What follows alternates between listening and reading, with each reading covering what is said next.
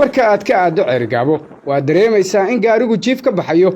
laakiin dhererka buurta surad sidaa uma bidhaamo kolka aad dul saaran tahay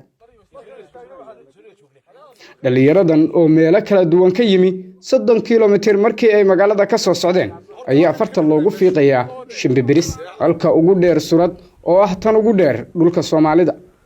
Saalax Maxamuud Faarax waxa uu ka mid yahay degsimada surad waxa uuna dadaal geliyay deegaankan isagoo isu xilqaamay in uu gaar ka qabto kaymahan ku yaal buuraleyda gobolka Sanaag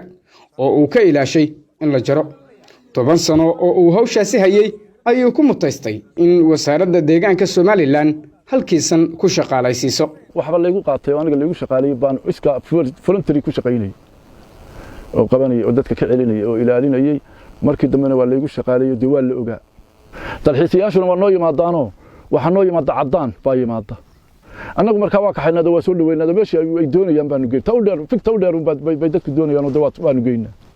waana ku soo dhaweynaa waa lagu soo riyeeyaa dabadeedna waa nalaga boqola buuraleyda silsilada Golis ee gobolka Sanaag waa kaymo ku yaala dhul joogi isu sareeyo oo xilli walba cagaaran deegaankaasi waxa kamid ah buurta surad ee aan ka waramayno iyo daalo oo dacalka ku haysa buurta surad waa buurta ugu dheer dalkii Soomaaliya loo oran jiray waxaanay dhererkeedu gaadhaa meel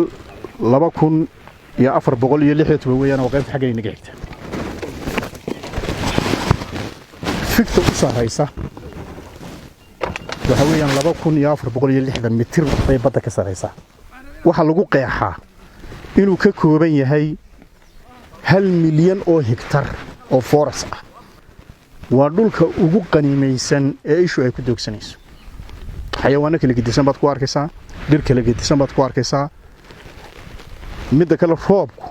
700 oo milimitir buu beer anam ay helaan sanadkii 700 oo milimitir oo roob ah yeesha sidoo kale haddana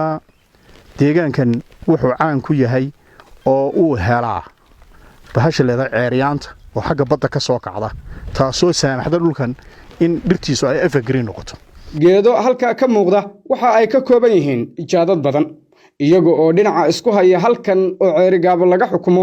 ilaa galgala oo bari u sii jeeda dhammaan dhulkaasi waa buuro cimiladoodu ay ka duwan tahay dhulka kale ee Soomaalida dhulka muhiimadaasi leh ma muuqato dhaqaale laga sameeyo dalxiiskiisa oo xitaa waxa wada xumada ka jirta meelo badan oo ka mid ah buurtan ay saameyn ku yeelatay nolosha dadka halkaasi dega Maxamed Xasan Dhalo Ceerigaabo